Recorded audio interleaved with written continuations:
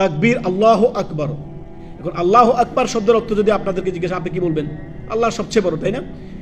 আল্লাহ সবচেয়ে বড়, অবশ্যই সবচেয়ে বড়, সব কিছুর চাইতে বড়। আল্লাহু আকবার মিন কুল্লি শাই, আল্লাহ সবচেয়ে বড়, সব কিছুর চেয়ে বড়। ঠিক তেমনি করে লা ইলাহা ইল্লাল্লাহ, মা মানে লা ইলাহা ইল্লাল্লাহ, লা ইলাহা ইল্লাল্লাহ, লা মাবুদা বিহাক্কিন ইল্লাল্লাহ, আল্লাহ ছাড়া সত্য কোনো উপাস্য মাবুদ নেই, তিনি একমাত্র হক মাবুদ, আর সব বাতিল। লা ইলাহা ইল্লাল্লাহ, তিনি এক একক। কুল হুয়াল্লাহু আহাদ, তিনি এক একক। আল্লাহুস সামাদ, সমস্ত কিছু তার মুখাপেক্ষী, তিনি কারোর মুখাপেক্ষী না। বুঝাইছে?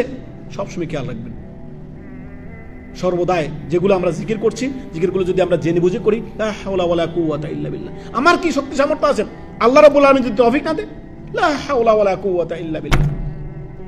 হাদিসে আসছে কানজ মিন কুনুজিল জান্নাহ, বলা হচ্ছে জান্নাতের ধনভাণ্ডার চেয়ে লা হাওলা ওয়ালা কুওয়াতা ইল্লা বিল্লাহ।